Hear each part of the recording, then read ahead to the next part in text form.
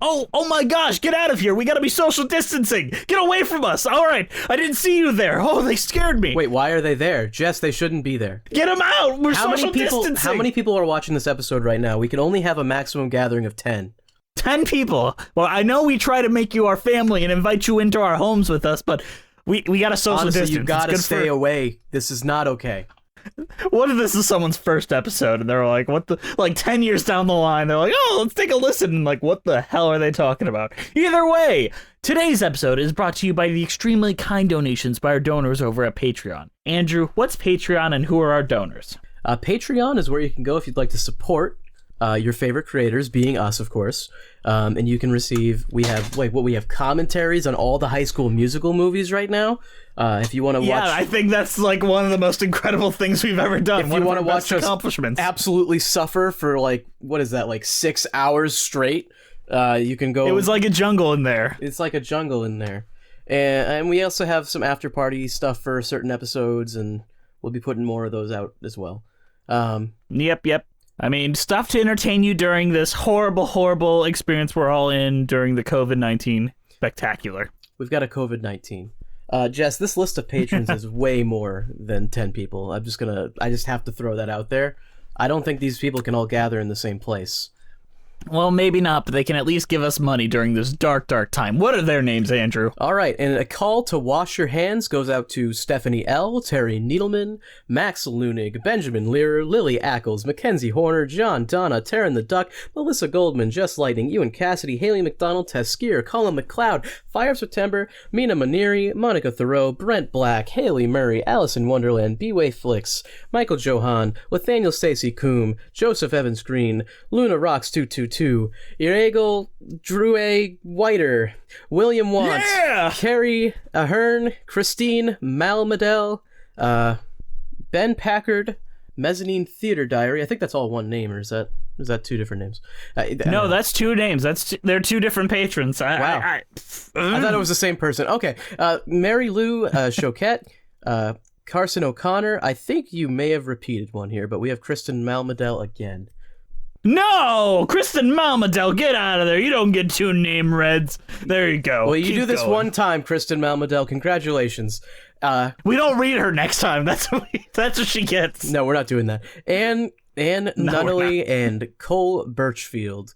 And that is the whole list. That is way more than 10 people, and this gathering is definitely infected. Who brought the COVID? Who did it? Who brought the COVID? Was it you, Alice in Wonderland? Got the COVID. Who's got the pain? You've got the COVID. It was Mina Maneri. We know it was Mina Maneri. No, why would it be Mina Maneri? I think it is Fire of September. Fire of September brought the COVID-19 to this patron party. Actually, let's all be fair. It was Brent Black. We all know who it was. He actually admitted it to us last time that it was him, but... Yeah. Yeah, totally. All right. But these folks give us a little financial support that helps us keep the lights on here at Musicals with Cheese.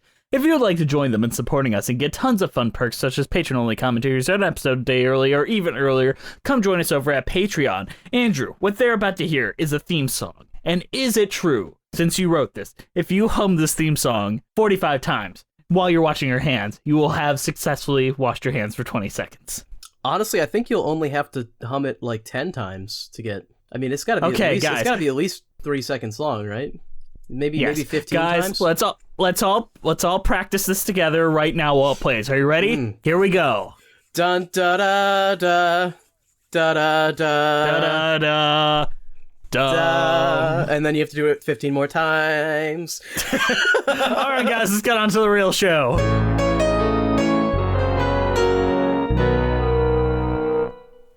Hello, I'm Jesse McAnally. And I'm Andrew DeWolf. And welcome to Musicals with Cheese, a podcast where I try to get Andrew to like musical theater. How are you doing today, Andrew? Jess, what is this blue shit you've been feeding me? Oh no. Jess, I understand our show and like what's going on here and that I'm supposed to not like musicals, but like, why is there blue shit in my coffee? I don't know. Is it a cup of poison coffee? Is it your poison cup of Joey? Jess, you had your intern come over here and give me this coffee, and there's blue shit in it, and I'm not drinking it. I got a question, Andrew. What's that? What do you want, Andrew? What do you want? What do you need, Andrew? In case you couldn't tell by all this really weird vamping we have up here, this week we are talking about Starkid's The Guy Who Didn't Like Musicals. It's like it was made for this show. The guy who didn't like musicals. I mean, what the fuck? He's the guy who didn't like musicals. Yeah, what the fuck? In the tiny town of Hatfield lived an awful prince named Paul. Spends his day surfing the web and not singing and dancing with a song. Should we kill him? Should we kill him? Oh, he pines after a cute little barista. Isn't that worth a show-stopping fiesta? Yeah. But for some damn reason he won't join our singing season. What an ass, what a bitch, what a cock. The Guy Who Didn't Like Musicals is a horror comedy musical with music and lyrics by Jeff Blim and a book by Matt and Nick Lang. Loosely inspired by Invasion of the Body Snatchers, it is the 11th stage show produced by Starkid Productions. They've done 11 shows. They have. The show follows Paul, an average guy who doesn't like musicals, as his town is overcome by a musical alien hive mind. The show ran from October 11, 2018 to November 4, 2018 at the Matrix Theater in Los Angeles, California. A recording of the musical was uploaded to YouTube on December 24, 2018. Funding for the show was done through Kickstarter. Similarly to Starkid's most recent shows, the project raised $127,792 US through 3,419 backers out of its original $60,000 goal. So this is a crowd favorite, obviously, since they yes, this is a big lot of fan money. favorite, and people love Starkid shows. Like you love Twisted, It's true. as you can tell by our first official podcast episode, Yeah, which was amazing. which might be our worst episode. Yeah, amazing. Our first episode is our worst episode. Isn't that shocking? Hey, at least we only got better. We didn't get worse. My philosophy has always been you start at the bottom and you can only go up, right? Yeah, yes. So Andrew, we're doing this show because currently we're all trapped inside and not allowed to go outside. My governor, on the day we're recording this, said no one's allowed to leave their house or on lockdown. Stay in your fucking houses, you idiots. For 3 weeks. 3 weeks, yes. 3 gosh D weeks. Gosh diddly darn weeks. Exactly. So we wanted to do musicals that people could watch whenever they wanted.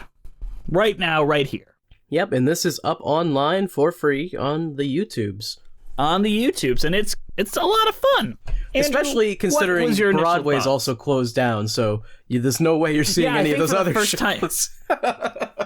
I think for the first time in history, I don't even think they shut down for 9/11. Broadway the lights are down. Well, I mean, didn't Urinetown open that week?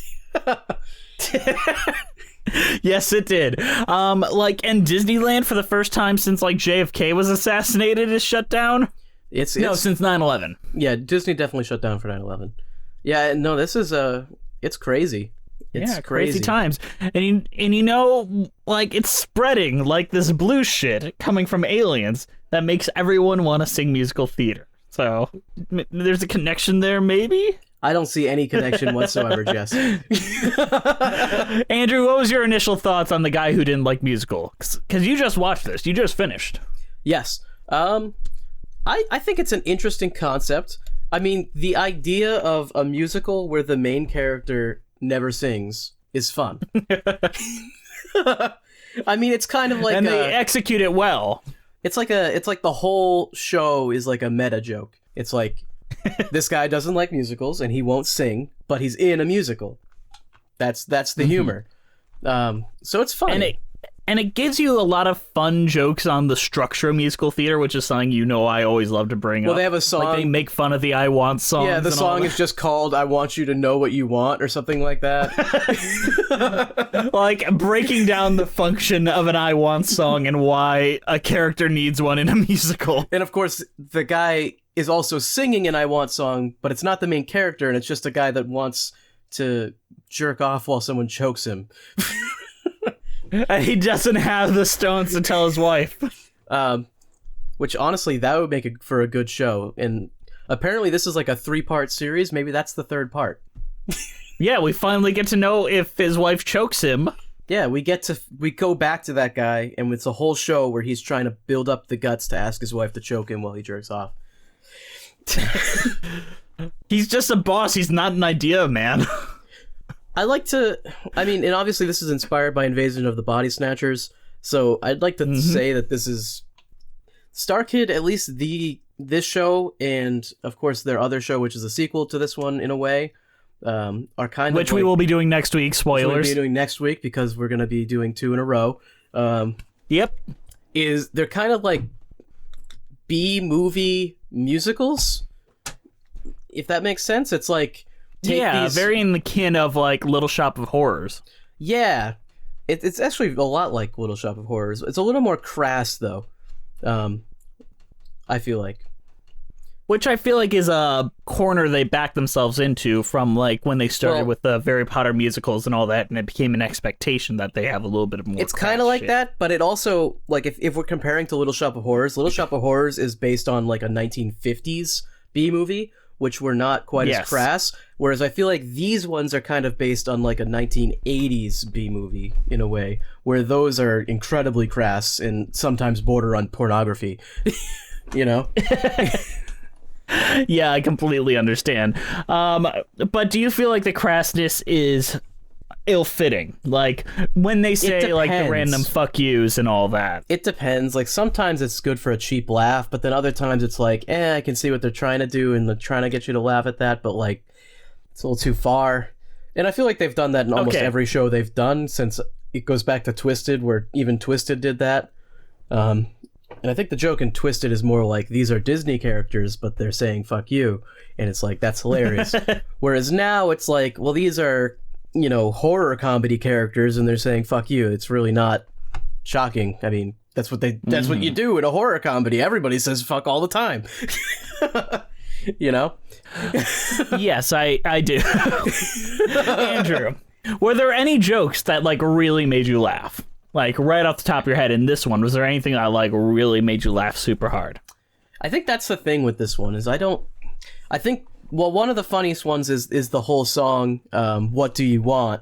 Which was pretty, I thought that was pretty funny. Just like him over the top singing about wanting this ridiculous thing to his coworker, or his, employee, actually, right? It's his boss. Yeah. It's just his underling. It's kind of ridiculous. But I feel like there's not like what jokes did you find stuck out to you? I thought that I'm gonna be crucified for this. Oh boy.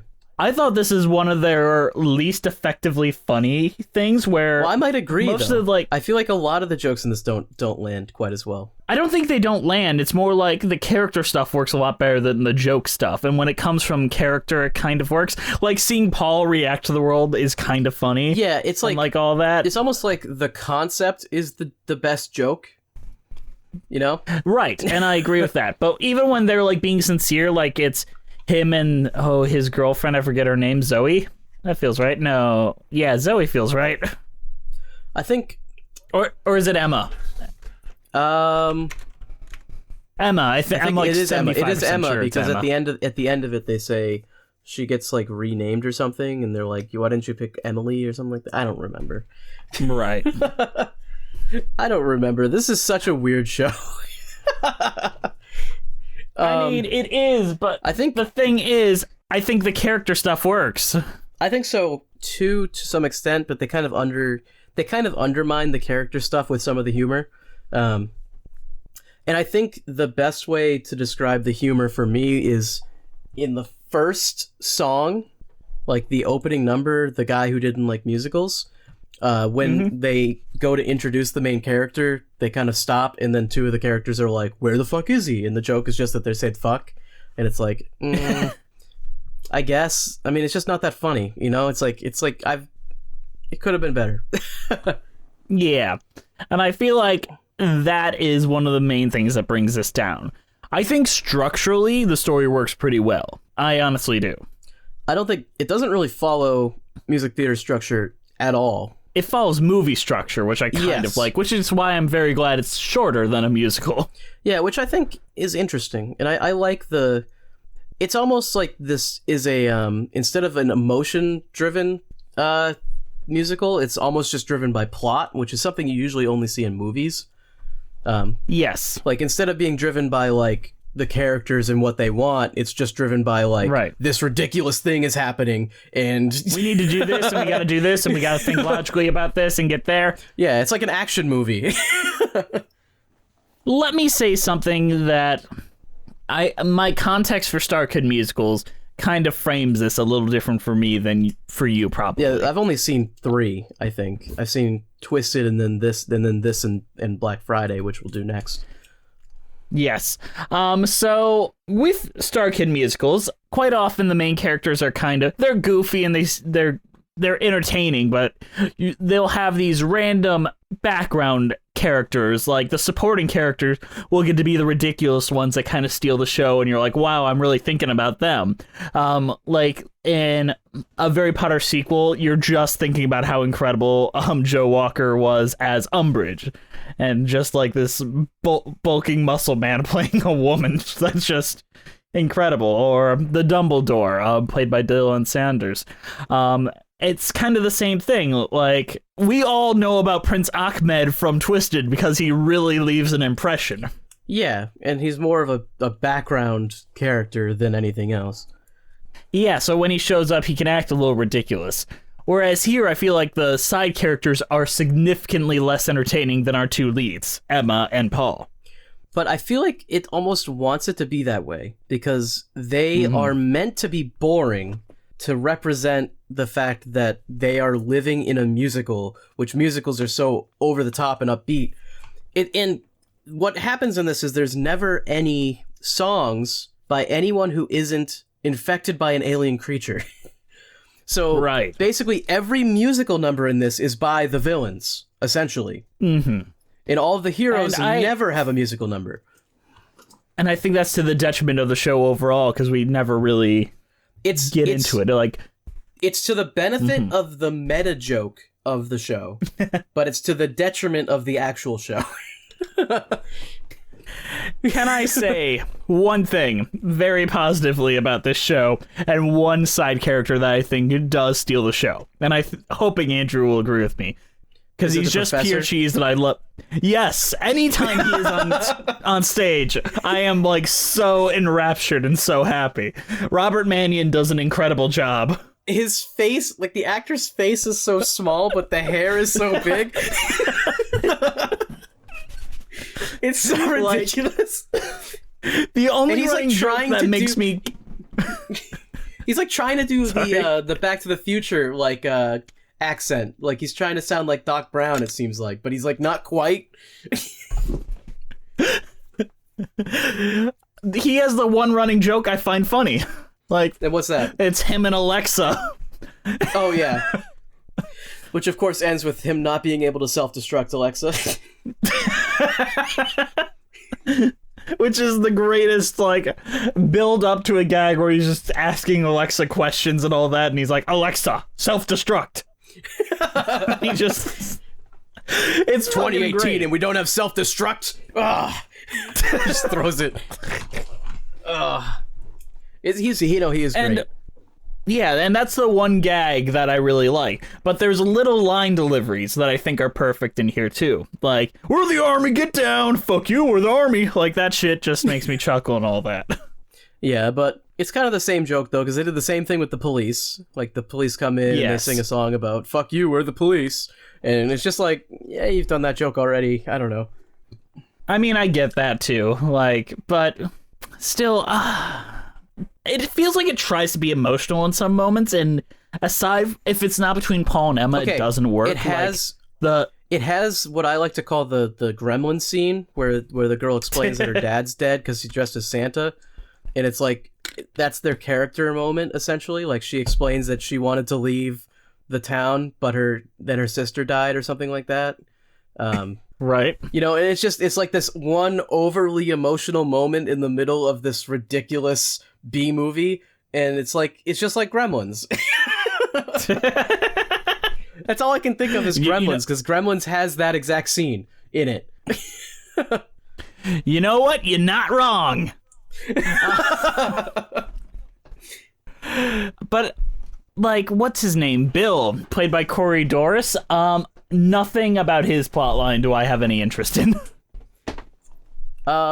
Is he... Sorry, I don't know the names that well. Was he the, He's the one with the daughter, and they have to go and they sing "Not Your Seed."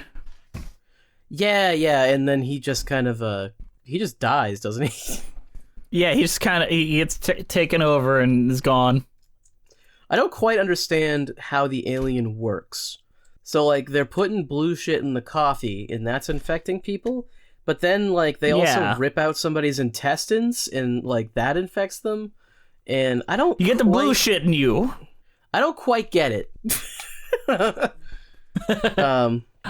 I mean, that's like one of those things where it's like, how does the plant in Little Shop of Horrors successfully do all these things? That's true. Okay, here's my thought on the alien. What was I gonna say? They have like a setup where the professor is gonna do like the thing test. You know what I'm saying? Like they have like the 4 people, and he's gonna do the thing test to see if one of them is the alien. And they have them sing Moana, which honestly is was a little cringy in my opinion. But why? It's just, I don't know. Moana's too topical. They should have picked a more of a classic show. It would have been funnier, I guess. Sing I don't know. Mary Poppins. Yeah, there you go. Okay, but on the real though, they should have. It just made me think they should have done something where one of them was an alien they didn't know, or something like that. But instead, they have it be very obvious when it's an alien, because they just kind of immediately start singing. Until the end, basically, when they kind of pull that trick on you. Yeah. Which makes the end almost work a little less, too, because they hadn't shown that they can do that up until that point. Every other time we see an alien, they're, like, immediately singing and dancing. How do you like that ending, though, where she's just... They're all doing their bows, but she's begging the audience for help to get out? Why are you clapping? It's funny.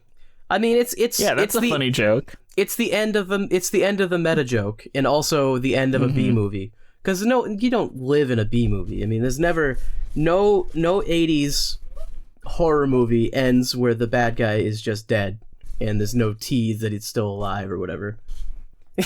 You know? Except, yeah, I get what you mean. Except for Little Shop of Horrors, the perfect one. Little Shop of Horrors. Well, there was a tease that he was still alive, even in the happy ending version where you have the plant in the garden. That's true. So there's even enough. A tease. But this one goes with the real ending that they should have used, where the plant kills everybody and it's over. The good ending. The good ending. Was there anything that like you would have just like out and out cut from the story? I mean, it's not a bloated show, so I don't think there's anything I'd cut. No. I mean, I know that he's a crowd favorite, but the whole General McNamara "America is Great Again" song doesn't seem to make that much sense. Like, I liked him though. I liked him. I mean, it's obviously a Trump thing. Like they need to get their jab in at Trump. But it just I'm not sure I get the political commentary. Is this something maybe you have more? You're more of a political guy than I am most of the time. Is there a massive political commentary in this show that I just went right over my head? No, I think it was just a gag.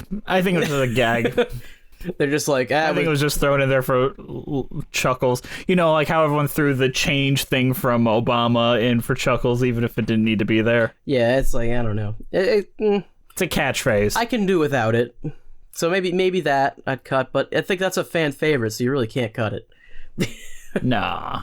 I think he would have been better as a non-sing, but they wanted to show that he was possessed. I get why it's there. Doesn't mean I love it, but I get why it's there. It's there to show that it's gotten to the military. Oh no, the military! Not the Navy!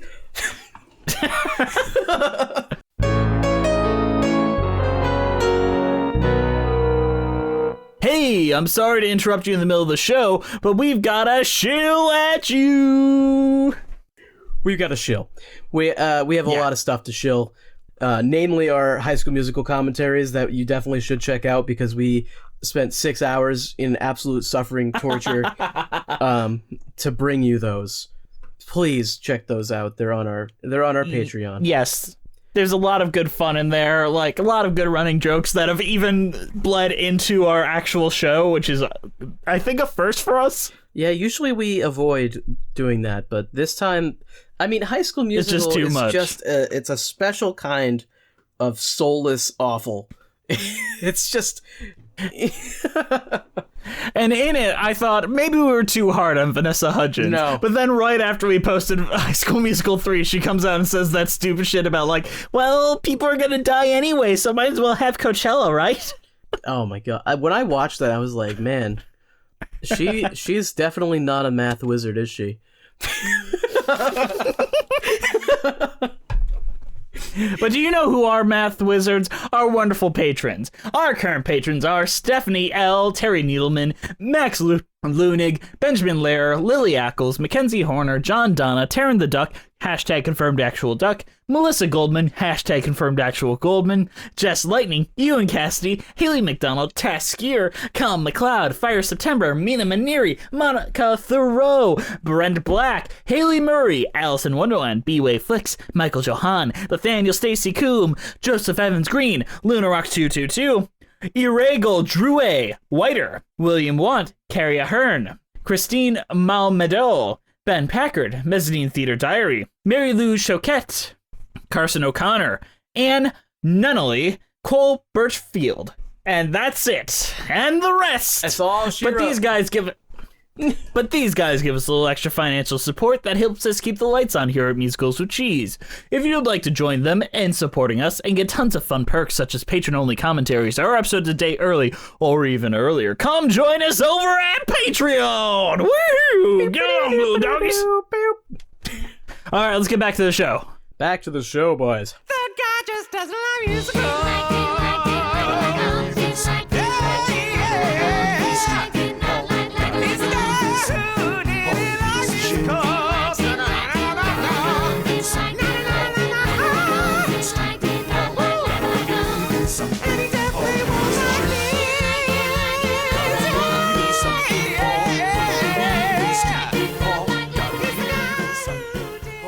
All right. What do you think of the opening number, The Guy Who Didn't Like Musicals? It's, this is maybe the one song that seems a little out of place. I almost feel like they could have opened it without doing this whole introduction number. I mean, I think the melody itself, like, the guy who didn't like musicals didn't like all that is fine. It's when it gets a little bit repetitive. It's kind of, it's doing the Sweeney Todd thing where it introduces everyone beforehand, like they want to give you the curtain call, but we don't have enough characters where we feel that's necessary. Yeah, there's really only like 3 characters that really need an introduction. Like the professor, And even that you don't do want it to in the show. You don't want to introduce the professor because I mean he's kind of like this weird character that you want to be surprised by, and Yes. everybody else is introduced immediately after this. I also feel like it may have even been better to introduce the show as if there wasn't going to be musical numbers. Because the whole plot of the show is that the only people who sing are weird, possessed alien things. So maybe just What if we introduce actually it- had like the alien creatures introduced and sing this song? Like I think that would be a little bit story-wise would have probably been a better way to It's do like it. it's like the scene in the Thing where you see the spaceship. Yes, 100%. Make the blue shit have their own opening number and have shit. it played by all the actors. And yeah, and the song will be called "The Blue Shit That Did Like Musicals." That loves musicals. The blue shit who loves musicals. They love. Something like that. I think the choreography is a lot of fun in this song. No, the dancing is great. Honestly, they do a good job for like. I mean, they're on a pretty low budget for musical standards, I would say, right? Yeah. They Yeah, do a like- pretty good job with like music numbers and especially the choreography and stuff like that. And I think the quality of sound is pretty good. It's a lot better, like, altogether the way it was shot and recorded and for Black Friday, but it's really good here. Yeah, it's really not bad.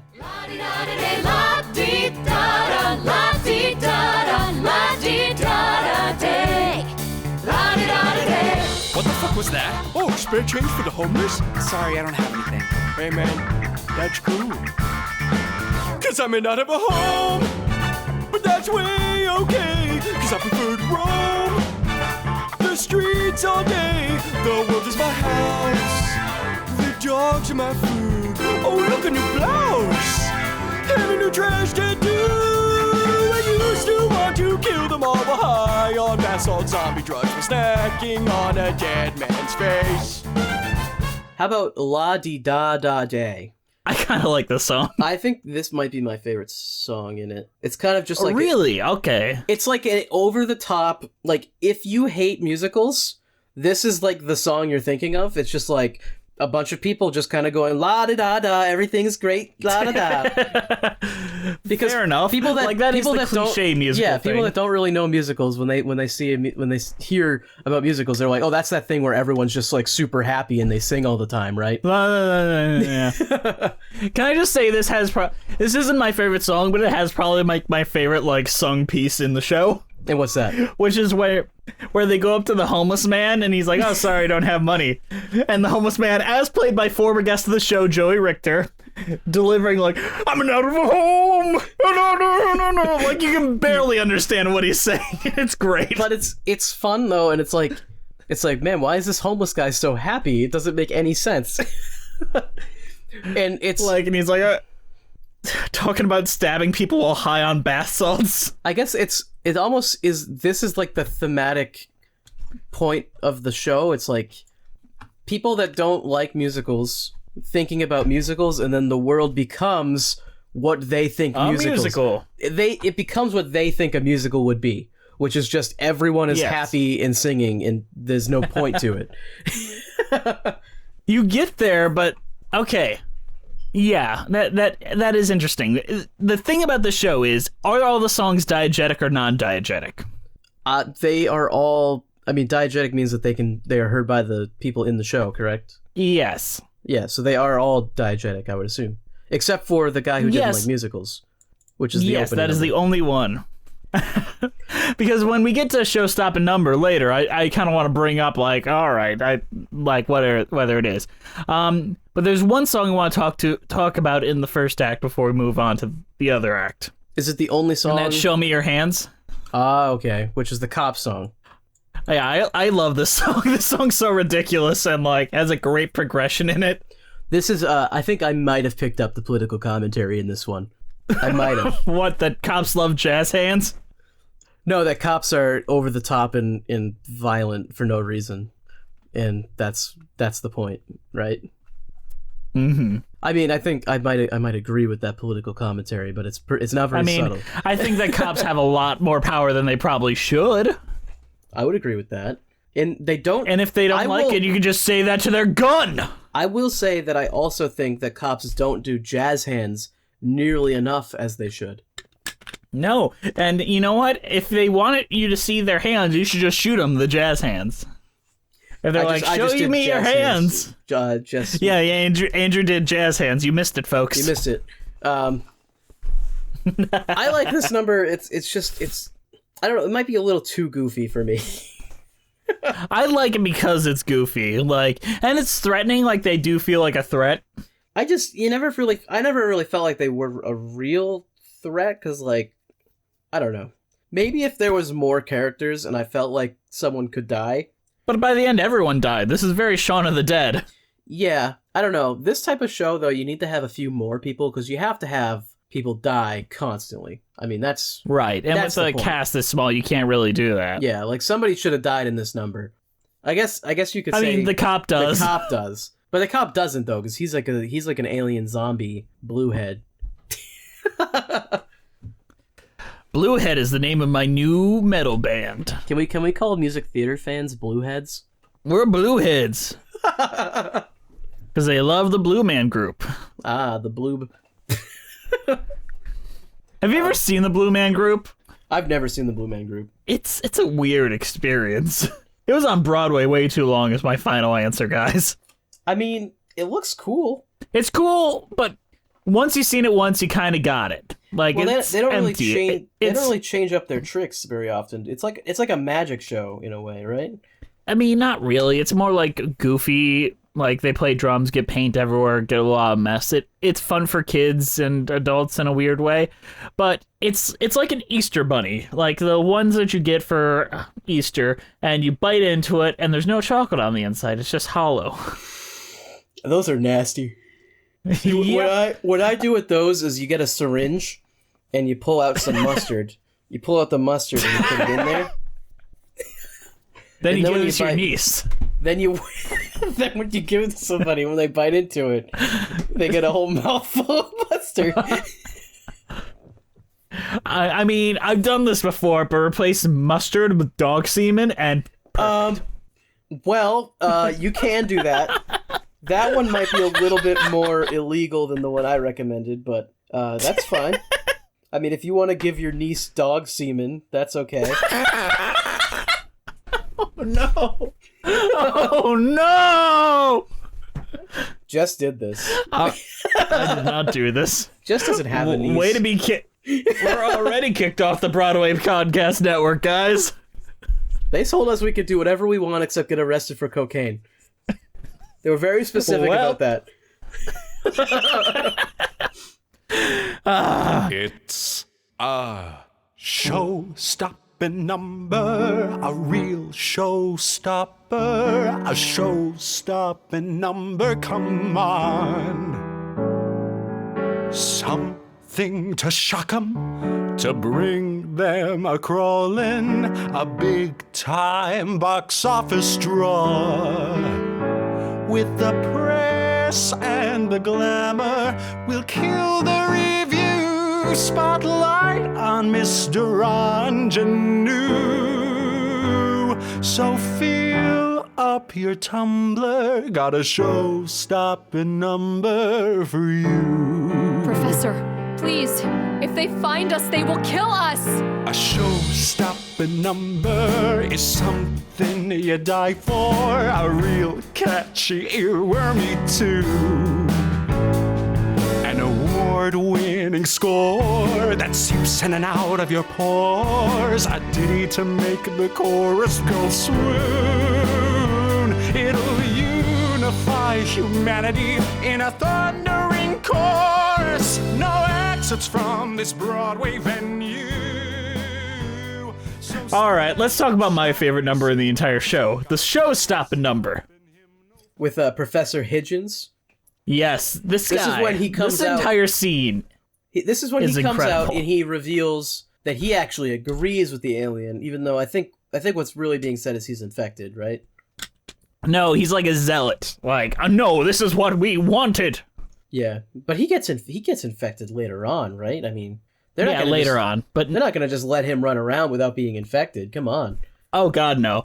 But this is the one time where someone sings a song without being infected.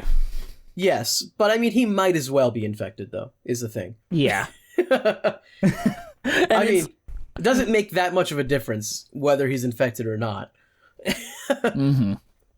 But it is one of the best like moments in the show where for 5 minutes he owns a stage and is putting on a show for us. And He it's puts on great. a damn good show too. And I mean, the professor character.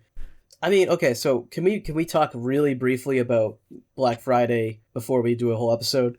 Just other characters from this show come back, right? Yes. Namely General McNamara, who is like a fan favorite from this show. Is that right? Yes. Yeah, he was like he was liked. Where's Professor Higgins? He's referenced at the end of Black Friday, spoilers. Referenced? Where is he? Hashtag this is Professor Higgins erasure. We are the #1 Professor Higgins fan club. Where is he? We are. What did you do with him? Where is he? I want another show-stopping number. They gave it to him in Black Friday, though, that same actor, and I'm still, like, giddy over it. It's not the same. It's not the same. Where's the wig? It's not the same. Where's the wig? I need it. They made him Kris Kringle in the next musical. Come on. I don't care. I want Professor Higgins back. 5 o'clock can't consume enough. 5 o'clock can't consume enough. Can't wait to get home to my boys. It's so ridiculous. It doesn't even make sense. Like, they're singing about how their boys are gonna sing about football, or they're gonna... It's like, what is happening? They want to go to the old stomping ground and play football. And it doesn't make any sense. Like, that's not a musical. That's not a musical, bitch. I would not. Does he even know what he's singing about? It's great. Like, and it sounds like if you listen to the lyrics, they only stopped, like, being together, like, a week ago. It doesn't make any sense at all. And it's great. Happiness can't come before its fall. Am I crazy? Maybe I've always been. I've become what I've hated. Or maybe I never did. It's awful freeing now to share the hate I felt. But what will I let in if I let it out? Let it out, let it out. Am I crazy? I don't think so. Let it out, let it out, let it out. Maybe I've always been. Let's talk about Let It Out. Let it out? Sure. Yeah. It's like Let It Go, but better. Yeah, and it's preceded by Let It Come, or Let Him Come. Yeah. But Let It Out is basically where Paul goes into the eye of the storm and is convinced to sing and eventually gets brought to the dark side, so to say. Yeah, and he was their only hope because he was the only guy who hated musicals. But even he was corrupted by their influence. Exactly. It's a really sad story. This is like the plot of our whole podcast.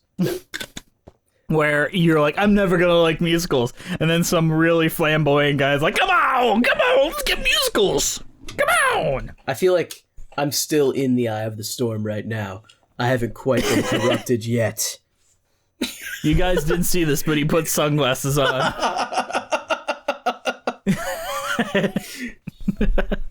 What'd you think of this song, Andrew?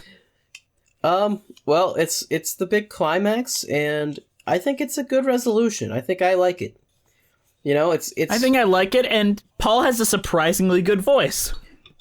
Yeah, you'd think that the guy that they got to be the lead who doesn't sing at all would have a bad voice, but I guess he's not that bad. No.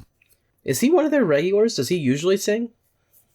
I haven't seen him in anything before this, but I can't say that I've really watched them like as often as I did when I was younger. He does show up in Black Friday though, as the same character as well as a couple new ones. Yeah, we're gonna have to talk about that. That's gonna be we will. The next one is gonna be like a retrospective of this one and a new one at the same time. Yeah, it's kind of. Next week is because gonna these be are big. connected. This is a musical theater cinematic universe. Like, I think this is the first time they've tried something like this. It's more like a John Carpenter trilogy. You know, like The Thing and The Mouth of Madness and what's that last one? The one no one cares about. Halloween 3. It's not Halloween 3. I don't remember. No one cares about that movie. But you know how they're thematically connected, but they're not. They're and you not have the recurring same plot. elements. Yeah. It's like Edgar Wright's Cornetto trilogy. You were on the same page, Jess. But no, I think the song is a good, like, I don't think it's quite as powerful as show-stopping number at keeping my, like, attention and energy up. And it leads into Inevitable, which is the final number very well, which is, like, basically a coda and a gag. Yeah. But, like, that doesn't feel like a real song to me, but this one is a good ending. All right. And do you think this show could make it on Broadway? No. It's too small. No, it couldn't. But it can definitely make it on YouTube. It's found its audience. That's where it is. It's a niche thing. And someday we'll have musical streaming services that will cater to niche audiences. And someday you will all be watching the Wright brothers fly again. Is that our sequel to the first Wright brothers musical that we write? No, that's... yes. It's a thematic sequel to our first Wright brothers piece. It's gonna be grape. It's gonna be grape. Andrew, what is your overall thoughts on The Guy Who Didn't Like Musicals and your cheese rating? It's an interesting play and an interesting take.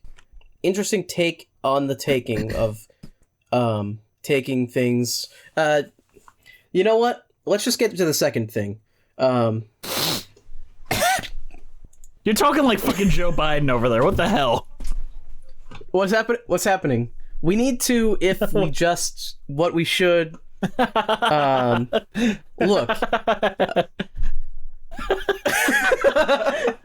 For those of you who didn't watch Joe Biden's coronavirus update, yeah, he basically is talking like an insane person. Our future president, everyone. No, that's if you can make it there. All right. The Guy Who Didn't Like Musicals is a very fun take on the musical genre, I would say. And I think the joke of the show is funny.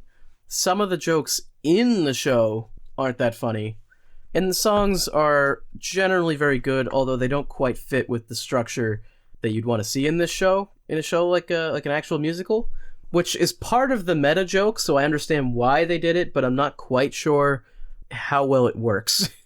But it's interesting, and I like the horror comedy take, because you don't see that very often in like a musical genre, because usually they weed out the garbage before it gets to the stage, and horror comedy is obviously pretty much all garbage. I mean, come on, do we really want to see Leprechaun the musical? And the answer is yes, I do. I would. But would you consider something like Get Out a horror comedy?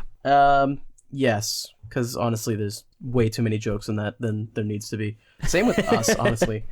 I think Us handles the jokes better than Get Out. Yes, I think Us is actually a better movie than Get Out, even if I almost feel like the political commentary of Us is not quite as well stated. Overt.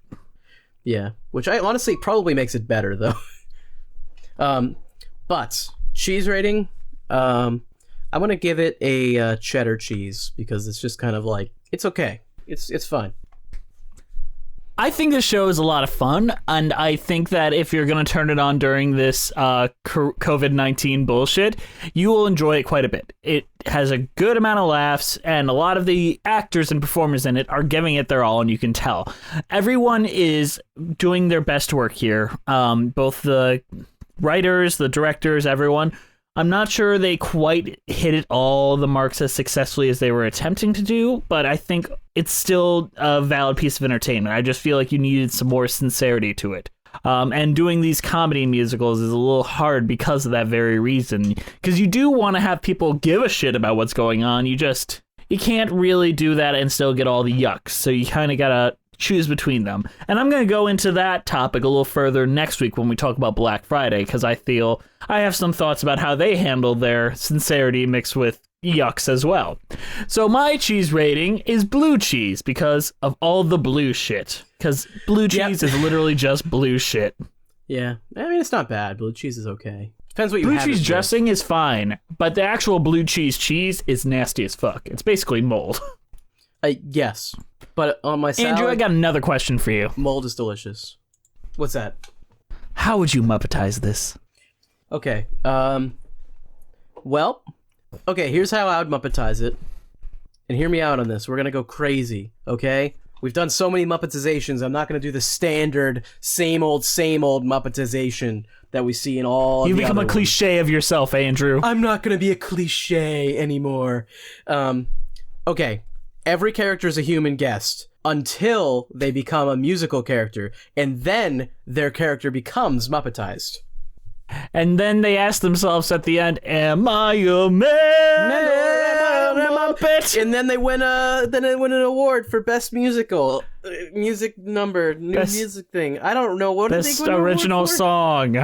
Best original song. Am I a man? Or am I a Muppet? Am I a Muppet?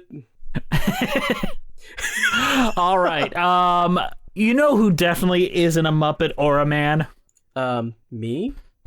Our wonderful patrons! Thank you guys for giving us a listen. I forgot about please them. follow us on iTunes, Spotify, Stitcher, at Musicals with Cheese. We're on Twitter at Cheesy Musicals. Our Patreon is Musicals with Cheese. Our Instagram is Musicals with Cheese. Our YouTube page is Musicals with Cheese. Musicals with Cheese. Our email is musicaltheaterlives@gmail.com. We would like to thank the Broadway Podcast. We would like to thank the Broadway Podcast Network. for bringing us on and letting us be a part of their wonderful family. It really is an honor. We hope that we're doing them proud here today. We are definitely Maybe we're not. doing them proud with our Easter bunnies full of dog semen.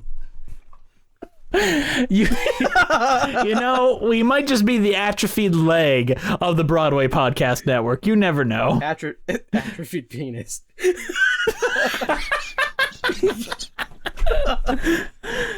You know? Someday You know, you're just gonna have Andrew. to cut it off. They're just gonna have to cut it off. No. You know, Andrew, a thought hit me. If you guys recall from last week, Brent mentioned the fact that he has never listened to our show past, like, the halfway mark. So at this point, we can just say whatever the heck we want about Whatever Brent. we want. And you guys can just not tell him on Twitter, please. Don't tell him what we're about to say. Yeah. Brent is a really nice guy, you know, just a good fella. He's a great person, and he only gives us $1 a week on Patreon. That's it. Only $1.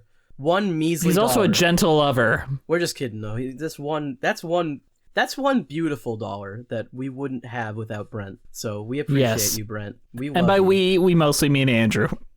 Yeah, because when Jess dies of COVID-19, Brent will be the new host of this show.